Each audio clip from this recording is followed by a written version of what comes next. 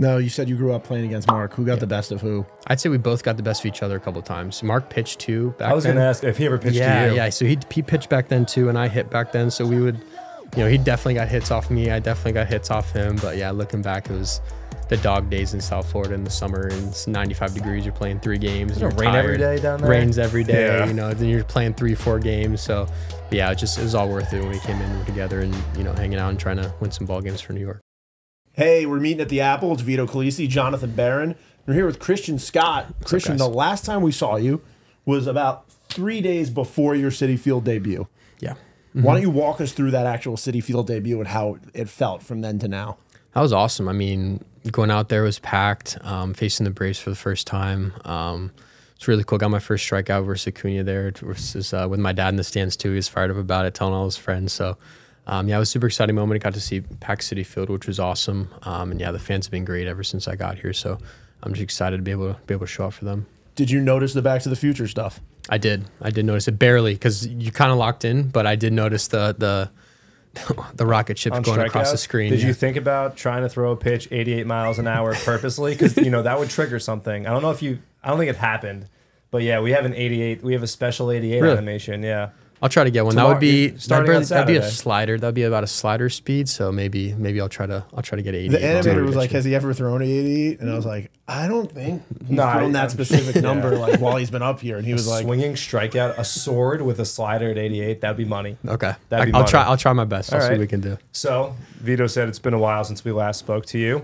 For all those who have seen our previous conversations, you and I have had some beef about hockey. Yeah, no doubt. And since we last spoke, one of our teams hoisted Lord Stanley, and the other one was kicked in the gut. And I was kicked in the gut. So congratulations on the Panthers. This man is a true Florida Panther fan, and I respect that. And your Panthers knocked out my Rangers. So where were you when it all went down? Which one, the Rangers or the Stanley Cup? Let's go with both. Tell both stories, Christian. So the Rangers, it was funny. Actually, with the Rangers game, I was watching a little bit on my phone here and there, like on the bus rides and stuff. But when we were doing really good, I wasn't being able to watch the games. But when we were struggling, I was watching them. So I was kind of teetering between watching the games or not watching the games. But yeah, I mean, it was a great win for us for sure. But be able to go up 3-0 and then McDavid and company kind of came down and made us sweat big time for sure. But yeah, being able to pull out Game 7 at home, that was awesome. Did you have family at Game 7? I did, yeah. My dad went, so yeah, he was super excited about that. I'm so jealous, dude. They lost on his birthday, though. Which game was that? I don't remember what game it was. I think it was Game 4. It might have been Game 4. June 15th was my birthday, and yeah, we lost on it. So I was like, that would have been sick. Yeah, June 15th. That was like the 8-1 game. Yeah, I got smoked. Yeah, so you thought, dude, that would have been sick if you got a cup the night of your birthday. Yeah, it would have been too good to be true. Holy cow! Yeah, we got it eventually though, so that was good. Well, congrats to you and Florida Panther Nation. Absolutely, yeah, great for them, especially going a couple years of turmoil, but finally starting to figure it out. So it's awesome for that franchise, be able to go out to Elbow Room and hang out and dump some beer on the fans too. That was awesome. Dude, they went nuts. Oh yeah, they went nuts. Kachuk pouring the beer over the nice dip in the ocean too. Yeah, nice dip in the ocean. Yeah, it was great. Hey, Florida Cup, man, you got to do what's unique. No doubt. So you said you had that strikeout against Acuña when you came up and had your Citi Field debut, but have you had any other like big moments like that you just really took note of, like, wow, like I'm a major leaguer right now since you've come up?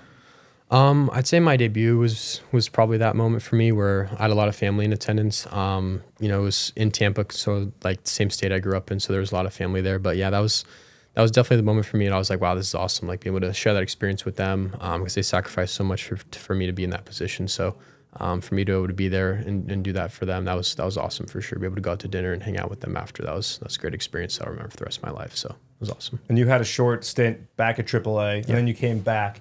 So between the time of your 2 major league stints, did you learn anything? Was there any retrospective when you were down there that when you came back, did the game maybe slow down a little bit for you? It's definitely just taking each day as it comes. I'm learning a little bit each day, especially, down there and up here for sure. These are big league hitters for a reason. They're gonna make you pay for mistakes. So there's just taking little tidbits from the game that I get, whether it's getting ahead or not getting ahead, be able to you know, if I'm doing 2-0, can't be too obvious with a fastball in a situation right there or anything like that. So definitely taking the little experiences that I've get from in-game experiences and learning from them, and continue to get better as much as I can. Yeah, I was going to ask you. I mean, obviously, you said it yourself best that these are big league hitters. They're the best of the best. But we talk about it all the time, especially on the minor league podcast. The biggest gaps as you ascend through the minor leagues up until the major leagues, you know, low A to high A, high A to double A to triple A, obviously triple A to the majors. Now that you've done all of them, you've hit every rung. Which is the biggest step in terms of the competition leap? And obviously you have some rule differences between triple A and double A, triple A and the majors. So which one for you was like, okay, this is a vast leap? I mean, it sounds obvious, but no doubt AAA to major leagues, I would say. But what about in the minors? What about in the minor leagues? It would say, I'd say AA to AAA was a little bit of an adjustment just because of the strike zone with the ABS. That was the only thing that was a really big adjustment from one to another. You know, there's also, you got veteran hitters in AAA lineups too, so you'd be able to have a little bit better approaches at the plate, and they kind of know what they're doing. They have a plan for you. Each hitter has his own plan. So I'd say that jump's probably the biggest one that I saw at least. But you know, going in there and just being confident in your stuff and confident in your preparation, routine, in your work, and you know, the results, the confidence doesn't come from results either. You know what I mean? Where it's, you can go out and one day be able to throw really well and one day not throw really well, and that can't hinder your confidence anyway. The confidence comes from the stuff that doesn't happen on the field. So because there's so much stuff that we can't control, just going out there and compete to the best of my ability and see what happens after that. Now, what's it like when you look to your right, you see Mark Vientos, you look down, you see Francisco Alvarez, and you think like, you're three young players who are coming up together and just the future of this team. How's it feel to be able to come up with young guys like that? Yeah, it's awesome. I mean, grew up playing with Mark, playing against Mark all the time growing up down in South Florida. So just we kind of share those experiences with each other. You know, it's like, who would have known, you know what I mean, going back. Just really coming out and trying to put together as many wins as we possibly can, but also going back on the past and be like, hey, like, this is something we did together, and it was really awesome to be able to do that. But for Alvy, it's, you know, that he's a bundle of energy, and he's going to go out and give you everything he's got every time he goes out there. His energy behind the plate's contagious for everybody on the field. So, you know, I've got nothing but the best things to say about Alvy. He's a great catcher, great offensive player too, and even better teammate. So I'm excited to have him on the team as well. Now, you said you grew up playing against Mark. Who got the best of who when you guys were coming up? I'd say we both got the best of each other a couple of times. Mark pitched too back then. I was going to ask if he ever pitched to you. Yeah. So he pitched back then too, and I hit back then. So we would, you know, he definitely got hits off me. I definitely got hits off him. But yeah, looking back, it was a fun time too, because I was asking him what was a big moment that we experienced together, like he kind of remembered. It was just like the dog days in South Florida in the summer, and it's 95 degrees. You're playing three games, and you're tired. Every day down there? Rains every day, you know. Then you're playing 3-4 games. So, but yeah, it was all worth it when we came in. We're together and, you know, hanging out and trying to win some ball games for New York. Do you wish that pitchers could still hit? Like I saw a video today of Paul Skeens hitting nukes all over the place. And I feel like some of you young guys, especially just like great overall athletes, could really hit. See, like in the minor leagues, a little bit in low A, high, I was like, you know, I could maybe get a hit here and there, but like seeing some of these guys throw now, it's like I wouldn't have a chance. You still don't want any part of that smoke in the batter's box. Not a chance. Like if people are throwing 98-mile-an-hour sinkers, like I'd get my hands blown up. So it's, you know, I'm okay with the DH now for sure, being able to, you know, not worry about trying to get a bunt down with 98. But yeah, it's definitely, I think it's a great thing for the game overall. Absolutely. And this starting staff as a whole, you guys are doing a great job of what you're meant to do. How much fun is it being a part of this staff where every night you guys throw someone out who's giving the Mets a chance to win a ball game? Yeah, I really don't have enough great things to say with, I mean, just the veteran presence that we have in the rotations, where it's Sean and Sevy and Quintana and even Petey now. It's really picking those guys' brains. I mean, they've been here, done that. So I'm just super excited to be able to, and super blessed really to be able to have those guys to lean on, you know, for good outings and bad outings, really to take, not your highs get too high, get your lows get too low, but it's about coming to the park every day, putting the work in, and the results will take care of themselves. So I'm just super grateful for those guys to be able to be in the rotation, and I'll be able to learn from them. And they liked your answer out there. Yeah, right. And you're playing for a youngish manager in Carlos Mendoza, first year in the big leagues. And what's it like having that relationship? Like, how's it been with him? Yeah, Mendy's been awesome. I mean, they've all done right by me. That's ever since I've been here, really. You know, if they've taken my career and taken it to a whole nother level. I mean, just with different ways to be able to change my repertoire, and, you know, being able to be confident on the mound, and, you know, have multiple weapons to go back to. So they've done great by me, and I've got nothing but great things to say about many in the staff. So I'm really, really grateful for them. All right, now this might be the most important question we ask. What is the first time you heard the song OMG? Because you were down in AAA.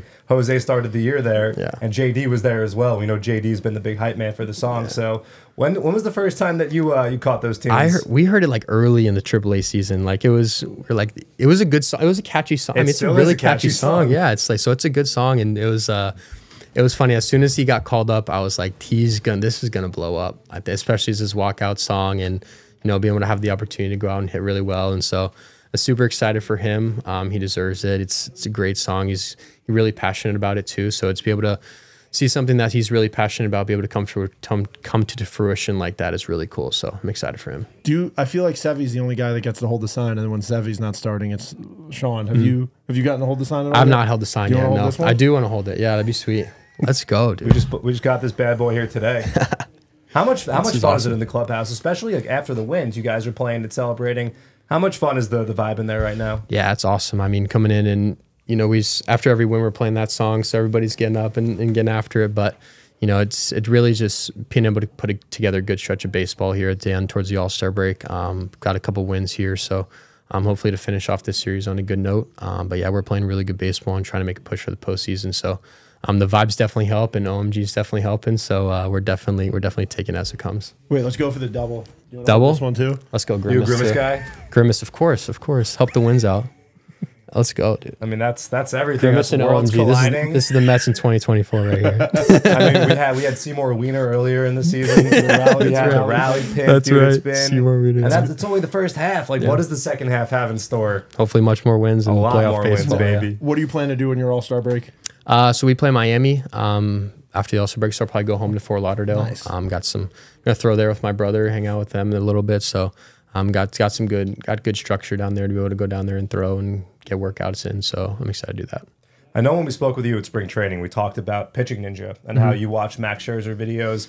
And I was looking at Pitching Ninja before you came in here, and I saw a Christian Scott sweeper, a few of them actually, from his last start in Pittsburgh, featured prominently on Pitching Ninja, and the sweeper has been an absolute weapon for you, dude. How in your estimation has that pitch come along for you? Actually, I did it this offseason, really like learning this offseason with it, being able to really hone it in with a lot of the development staff here. But it's made some adjustments with it this spring and early in the season, be able to throw it consistently to righties and lefties. It's just.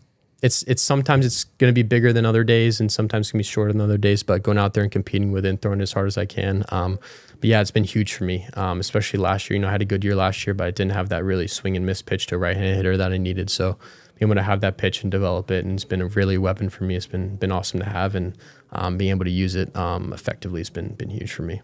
Have you looked at the tweets on Pitching Ninja, seeing your stuff out there? Absolutely, you have to. Not? Yeah. So I get I'll like them in here and there, and like go back and look at it every once in a while. But yeah, it's an honor to be on that page for sure. It's growing up, every kid's looking at the Pitching Ninja, trying to get grips and highlights and things like that. So it's definitely an honor for sure.